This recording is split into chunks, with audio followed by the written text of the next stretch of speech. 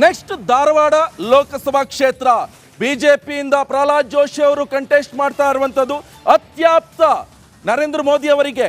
ಇನ್ನೊಂದು ಕಡೆ ಕಾಂಗ್ರೆಸ್ನಿಂದ ವಿನೋದ್ ಅಸೋಟಿ ಅವರು ಇಲ್ಲಿ ಕಂಟೆಸ್ಟ್ ಮಾಡ್ತಾ ಇರುವಂತದ್ದು. ಇವತ್ತಿನ ಟ್ರೆಂಡ್ ಬಿಜೆಪಿ 55%, ಕಾಂಗ್ರೆಸ್ 45% ಇರುವಂತದ್ದು. ಆದರೆ ನಿನ್ನೆ ಬಿಜೆಪಿ 52%, ಕಾಂಗ್ರೆಸ್ 48%. ಆದರೆ ಕಾಂಗ್ರೆಸ್ ಕಡಿಮೆ ಆಯಿತು, ಬಿಜೆಪಿ ಸೇಮ್ ಜಾಸ್ತಿ ಹಾಕೊಂಡು ಹೋಗಿದೆ. ಇನ್ನೊಂದು ಕಡೆಯಲ್ಲಿ ಬಿಜೆಪಿಯಿಂದ ಪ್ರಹ್ಲಾದ್ ಜೋಶಿ ಅವರು ಕಂಟೆಸ್ಟ್ ಮಾಡ್ತಾ ಇರುವಂಥದ್ದು. ಇನ್ನೊಂದು ಕಡೆಯಲ್ಲಿ ದಿಂಗಳೇಶ್ವರ ಶ್ರೀಗಳು ಕೂಡ ಭುಗಿಲೆದ್ದಿದ್ದಾರೆ. ಬಂಡಾಯ ಹೇಳುವಂಥ ಚಾನ್ಸಸ್ ಕೂಡ ಕಂಡು ಬರ್ತಾ ಇರೋದು. ಕಾಂಗ್ರೆಸ್ ಹೋಗ್ತಾರೆ, ಒಂದಿಷ್ಟು ಮಾತುಗಳಿರುವಂಥದ್ದು. ಸಪೋರ್ಟ್ ಮಾಡಿಲ್ಲ ಅಂದರೆ ಬಿಜೆಪಿಗೆ ಇಳಿಮುಖ ಆಗುವಂಥ ಸಾಧ್ಯತೆ ಕೂಡ ಕಂಡು ಬರ್ತಾ ಇದೆ. ನೆಕ್ಸ್ಟ್ ಲೋಕಸಭಾ ಕ್ಷೇತ್ರ ಉತ್ತರ ಕನ್ನಡ ಲೋಕಸಭಾ ಕ್ಷೇತ್ರ ಬಹಳ ಜಿದ್ದಿನ ಕಣ ಇದು. ಯಾಕಂತ ಹೇಳಿದ್ರೆ ಇಲ್ಲಿ ಡಾಕ್ಟರ್ ಶಿವರಾಜ್ ಕುಮಾರ್ ಅವರೇ ಪ್ರಚಾರಕ್ಕಿಳಿದ್ದಾರೆ, ಅವರ ಪತ್ನಿ ಪರವಾಗಿ, ಗೀತಾ ಶಿವರಾಜ್ ಕುಮಾರ್ ಪರವಾಗಿ. ಇನ್ನೊಂದು ಕಡೆಯಲ್ಲಿ ಮಾಜಿ ಸಿಎಂ ಯಡಿಯೂರಪ್ಪನವರ ಮಗ BY ರಾಘವೇಂದ್ರ ಅವರು ಕಂಟೆಸ್ಟ್ ಮಾಡ್ತಾ ಇರುವಂಥದ್ದು. ಸತತವಾಗಿ ವಿನ್ ಆಗಿ ಬರ್ತಾ ಇದ್ದಾರೆ, ಅದು ಕೂಡ ಬಿಜೆಪಿಯ ಭದ್ರಕೋಟೆ. ಹಾಗಾದ್ರೆ ಇವತ್ತಿನ ಟ್ರೆಂಡ್ ಯಾವ ರೀತಿಯಾಗಿದೆ? ಶಿವಮೊಗ್ಗ ಲೋಕಸಭಾ ಕ್ಷೇತ್ರದಲ್ಲಿ ನೋಡಿ 55% ಬಿಜೆಪಿ ಇದ್ರೆ ಕಾಂಗ್ರೆಸ್ 45% ಇರುವಂಥದ್ದು. ಬಹಳ ಪೈಪೋಟಿ ಇರುವಂಥ ಕ್ಷೇತ್ರ. ಇನ್ನೊಂದು ಹಿಂಟ್ ಕೊಡ್ತಾ ಇದ್ದೀನಿ ನಾನು. ಇಲ್ಲಿ ಬಹಳ ಪ್ರಮುಖವಾಗಿ ಈಶ್ವರಪ್ಪನವರು ಬಿಜೆಪಿಯಿಂದ ಬಂಡಾಯ ಎದ್ದು ಹೋಗ್ಕೊಂಡು ಅವರು ಪಕ್ಷೇತರವಾಗಿ ಕಂಟೆಸ್ಟ್ ಮಾಡ್ತಾ ಇದ್ದಾರೆ.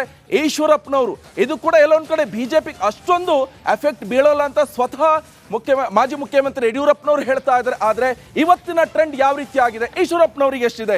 ಈಶ್ವರಪ್ಪನವರಿಗೆ 6% ಇದೆ.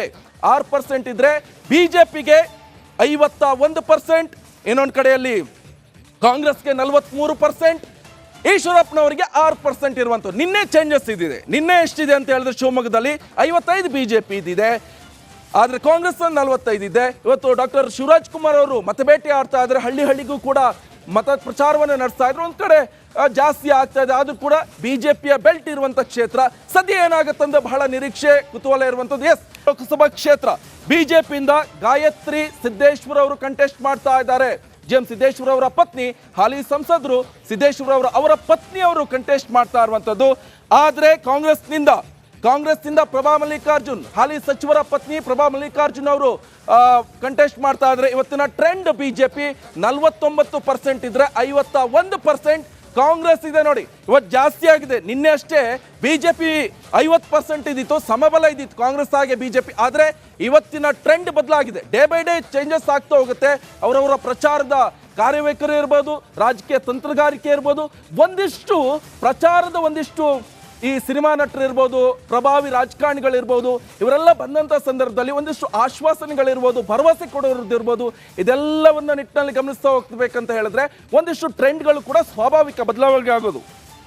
ನೆಕ್ಸ್ಟ್ ಕಲಬುರಗಿ ಲೋಕಸಭಾ ಕ್ಷೇತ್ರ ಭಾರೀ ಜಿದ್ದಿನ ಕಣ.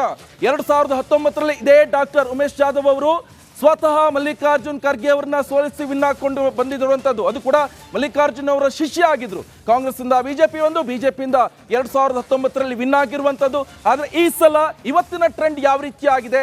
ಹಾಗಾದ್ರೆ ಉಮೇಶ್ ಜಾಧವ್ ಅವರು ಬಿಜೆಪಿಯಿಂದ ಕಂಟೆಸ್ಟ್ ಮಾಡ್ತಾ ಇರುವಂತ ನೋಡಿ, 46% ಬಿಜೆಪಿ ಇದ್ರೆ 54% ಕಾಂಗ್ರೆಸ್ ಇದೆ. 54% ಕಾಂಗ್ರೆಸ್ ಇದೆ. ರಾಧಾಕೃಷ್ಣ ಅವರು ಕಂಟೆಸ್ಟ್ ಮಾಡ್ತಾ ಇದ್ದಾರೆ. ರಾಧಾಕೃಷ್ಣ ಅವರು ಯಾರು? ರಾಧಾಕೃಷ್ಣ ಅವರು ಸ್ವತಃ ಕಾಂಗ್ರೆಸ್ನ AICC ಅಧ್ಯಕ್ಷರಾದಂಥ ಮಲ್ಲಿಕಾರ್ಜುನ ಖರ್ಗೆ ಅವರ ಅಳಿಯ ರಾಧಾಕೃಷ್ಣ ಅವರು ಇಲ್ಲಿ ಕಂಟೆಸ್ಟ್ ಮಾಡ್ತಾ ಇದ್ದಾರೆ. ಆದರೆ ಇವತ್ತಿನ ಟ್ರೆಂಡ್ ಯಾವ ರೀತಿಯಾಗಿದೆ ಅಂತ ಹೇಳಿದ್ರೆ 54% ಕಾಂಗ್ರೆಸ್ ಇದೆ. ಆದರೆ ಇಲ್ಲಿ ಕಲಬುರಗಿಯಲ್ಲಿ ಬಿಜೆಪಿ ಇವತ್ತಿನ ಟ್ರೆಂಡ್ 46% ಇದೆ. ಆದರೆ ನಿನ್ನೆ 51% ಇಲ್ಲೇ ಇದೆ ಬಿಜೆಪಿ. ಆದರೆ ಇವತ್ತು ಬದಲಾವಣೆ ಆಗಿದೆ. ನಿನ್ನೆ 49% ಇದ್ದಿತ್ತು ಕಾಂಗ್ರೆಸ್. ಆದರೆ ಇವತ್ತು ಕಾಂಗ್ರೆಸ್ ಮುನ್ನೆಲೆಗೆ ಬಂದಿದೆ, ಬಿಜೆಪಿ ಇವತ್ತು ಹಿನ್ನೆಲೆಗೆ ಹೋಗಿದೆ. ನಾಳೆ ಕೂಡ ಚೇಂಜಸ್ ಆಗ್ಬೋದು. ನಾಳೆ ಪ್ರಧಾನಿ ನರೇಂದ್ರ ಮೋದಿ ಅವರು ಮೈಸೂರು ಹಾಗೆ ಮಂಗಳೂರಿಗೆ ಭೇಟಿಯನ್ನು ಕೊಡ್ತಾರೆ, ಪ್ರಚಾರ ಕೂಡ ಆರಂಭ ಮಾಡ್ತಾರೆ. ಆ ಒಂದು ಸ್ಟಾರ್ ಪ್ರಚಾರಕರ ಬಂದಂಥ ಸಂದರ್ಭದಲ್ಲಿ ಒಂದಿಷ್ಟು ವೇರಿಯೇಷನ್ ಆಗುತ್ತೆ. ಇವತ್ತಿನ ಟ್ರೆಂಡ್ ನಾಳೆ ಇರೋಲ್ಲ, ನಾಳೆ ಟ್ರೆಂಡ್ ನಾಡಿದ್ದಿರಲ್ಲ. ಮುನ್ನೆಲೆಗೂ ಹೋಗ್ಬೋದು, ಹಿನ್ನೆಲೆಗೂ ಬರ್ಬೋದು, ಸಮಬಲವನ್ನ ಕಾಯ್ದುಕೊಳ್ಬೋದು, ಈ ನಿರೀಕ್ಷೆ ಕೂಡ ಇರುವಂಥದ್ದು. ಆದರೆ ಇದು ಬಹಳ ಜಿದ್ದಿನ ಕಣ. ಈ ಸಲ ಸ್ವತಃ ಕಲಬುರಗಿಯಲ್ಲಿ ಮಲ್ಲಿಕಾರ್ಜುನ್ ಖರ್ಗೆ ಅವರೇ ಇಲ್ಲಿ ನಿಲ್ಲಕ್ಕೆ ಹೋಗಲಿಲ್ಲ. ಕಳೆದ ಬಾರಿ ಸೋತಿದ್ರು 2019 ಎಲೆಕ್ಷನ್ ಸಂದರ್ಭದಲ್ಲಿ. ಆದರೆ ಈ ಸಲ ಅವರ ಅಳಿಯ ನಿಂತಿದ್ದಾರೆ. ಅಲ್ಲಿಂದ ರಾಧಾಕೃಷ್ಣ ಅವರು ಬಹಳ ಜಿದ್ದಿನ ಕಣ. ನೆಕ್ಸ್ಟ್ ಕ್ಷೇತ್ರ ಬಹಳ ಜಿದ್ದಿನ ಕಣ ಇದು. ಯಾಕಂತ ಹೇಳಿದ್ರೆ ಇಲ್ಲಿ ಡಾಕ್ಟರ್ ಶಿವರಾಜ್ ಕುಮಾರ್ ಅವರೇ ಪ್ರಚಾರಕ್ಕಿಳಿದ್ದಾರೆ, ಅವರ ಪತ್ನಿ ಪರವಾಗಿ ಗೀತಾ ಶಿವರಾಜ್ ಕುಮಾರ್ ಪರವಾಗಿ. ಇನ್ನೊಂದು ಕಡೆಯಲ್ಲಿ ಮಾಜಿ ಸಿಎಂ ಯಡಿಯೂರಪ್ಪನವರ ಮಗ BY ರಾಘವೇಂದ್ರ ಅವರು ಕಂಟೆಸ್ಟ್ ಮಾಡ್ತಾ ಇರುವಂತದ್ದು ಸತತವಾಗಿ ವಿನ್ ಆಗಿ ಬರ್ತಾ ಇದ್ದಾರೆ. ಅದು ಕೂಡ ಬಿಜೆಪಿಯ ಭದ್ರಕೋಟೆ. ಹಾಗಾದ್ರೆ ಇವತ್ತಿನ ಟ್ರೆಂಡ್ ಯಾವ ರೀತಿಯಾಗಿದೆ? ಶಿವಮೊಗ್ಗ ಲೋಕಸಭಾ ಕ್ಷೇತ್ರದಲ್ಲಿ ನೋಡಿ 55% ಬಿಜೆಪಿ ಇದ್ರೆ ಕಾಂಗ್ರೆಸ್ 45% ಇರುವಂತದ್ದು ಬಹಳ ಪೈಪೋಟಿ ಇರುವಂತಹ ಕ್ಷೇತ್ರ.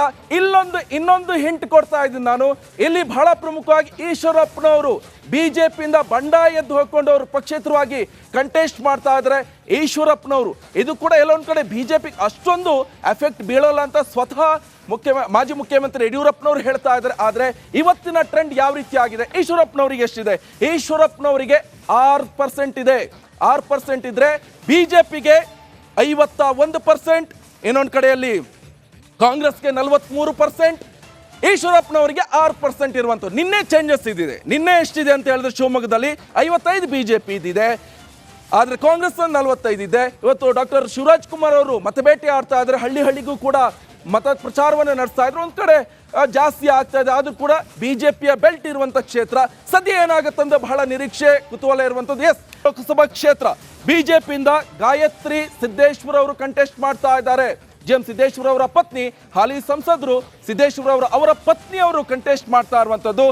ಆದ್ರೆ ಕಾಂಗ್ರೆಸ್ನಿಂದ ಪ್ರಭಾ ಮಲ್ಲಿಕಾರ್ಜುನ್, ಹಾಲಿ ಸಚಿವರ ಪತ್ನಿ ಪ್ರಭಾ ಮಲ್ಲಿಕಾರ್ಜುನ್ ಅವರು ಕಂಟೆಸ್ಟ್ ಮಾಡ್ತಾ ಇದ್ರೆ. ಇವತ್ತಿನ ಟ್ರೆಂಡ್ ಬಿಜೆಪಿ 49% ಇದ್ರೆ 51% ಕಾಂಗ್ರೆಸ್ ಇದೆ. ನೋಡಿ, ಇವತ್ತು ಜಾಸ್ತಿ ಆಗಿದೆ. ನಿನ್ನೆ ಅಷ್ಟೇ ಬಿಜೆಪಿ 50% ಇದ್ದಿತ್ತು, ಸಮಬಲ ಇದ್ದಿತ್ತು ಕಾಂಗ್ರೆಸ್ ಹಾಗೆ ಬಿಜೆಪಿ. ಆದರೆ ಇವತ್ತಿನ ಟ್ರೆಂಡ್ ಬದಲಾಗಿದೆ. ಡೇ ಬೈ ಡೇ ಚೇಂಜಸ್ ಆಗ್ತಾ ಹೋಗುತ್ತೆ. ಅವರವರ ಪ್ರಚಾರದ ಕಾರ್ಯವೈಖರಿ ಇರ್ಬೋದು, ರಾಜಕೀಯ ತಂತ್ರಗಾರಿಕೆ ಇರ್ಬೋದು, ಒಂದಿಷ್ಟು ಈ ಸಿನಿಮಾ ನಟರು ಇರ್ಬೋದು, ಪ್ರಭಾವಿ ರಾಜಕಾರಣಿಗಳಿರ್ಬೋದು, ಇವರೆಲ್ಲ ಬಂದಂಥ ಸಂದರ್ಭದಲ್ಲಿ ಒಂದಿಷ್ಟು ಆಶ್ವಾಸನೆಗಳಿರ್ಬೋದು, ಭರವಸೆ ಕೊಡೋದಿರ್ಬೋದು, ಇದೆಲ್ಲವನ್ನ ನಿಟ್ಟಿನಲ್ಲಿ ಗಮನಿಸ್ತಾ ಹೋಗ್ಬೇಕಂತ ಹೇಳಿದ್ರೆ ಒಂದಿಷ್ಟು ಟ್ರೆಂಡ್ಗಳು ಕೂಡ ಸ್ವಾಭಾವಿಕ ಬದಲಾವಣೆ ಆಗೋದು.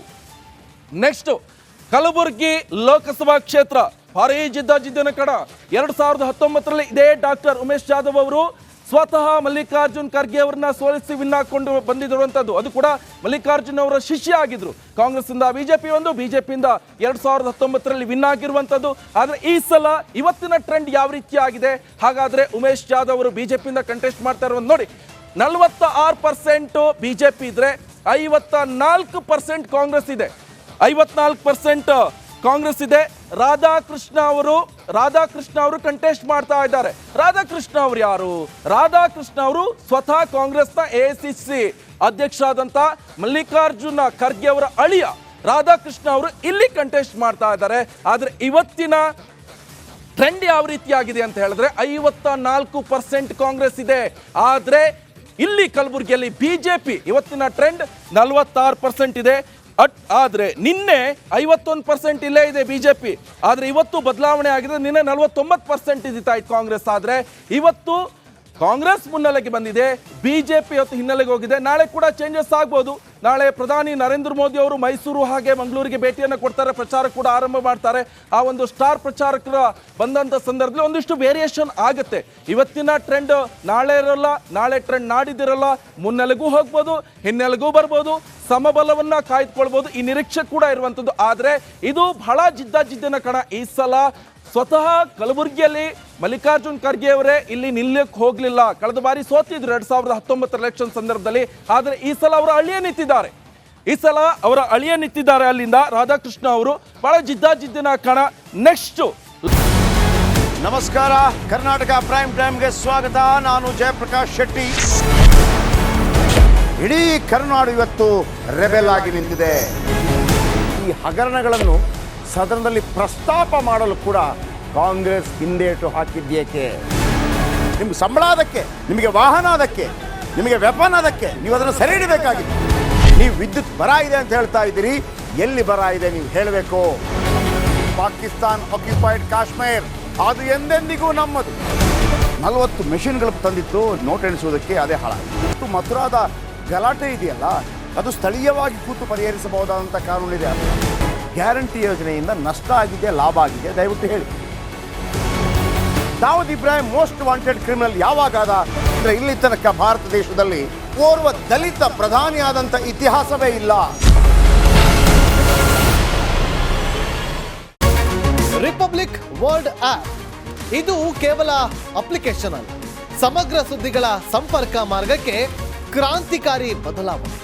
ರಿಪಬ್ಲಿಕ್ ವರ್ಲ್ಡ್ ಆಪ್ ಕೇವಲ ಸುದ್ದಿ ಅಪ್ಲಿಕೇಶನ್ ಅನ್ನ ಪರಿಚಯ ಮಾಡ್ತಾ ಇಲ್ಲ, ಬದಲಾಗಿ ಡಿಜಿಟಲ್ ಸುದ್ದಿ ಬಳಕೆಯ ಹೊಸ ಯುಗಕ್ಕೆ ನಾಂದಿ ಹಾಡ್ತಾ ಇದೆ. ಇದೊಂದು ಬ್ರೇಕಿಂಗ್ ನ್ಯೂಸ್, ಪ್ರಭಾವಶಾಲಿ ಕಾರ್ಯಕ್ರಮಗಳಿಗೆ ಗಟ್ಟಿಯಾದ ವೇದಿಕೆ. ರಿಪಬ್ಲಿಕ್ ವರ್ಲ್ಡ್ ಅಪ್ಲಿಕೇಶನ್ ಈಗ ಲೈವ್ ಆಗಿದೆ. ಗೂಗಲ್ ಪ್ಲೇ ಸ್ಟೋರ್ ಮತ್ತು ಆಪಲ್ ಆಪ್ ಸ್ಟೋರ್ ಎರಡರಲ್ಲೂ ಲಭ್ಯವಿದೆ. ಈಗಲೇ ಡೌನ್ಲೋಡ್ ಮಾಡಿ.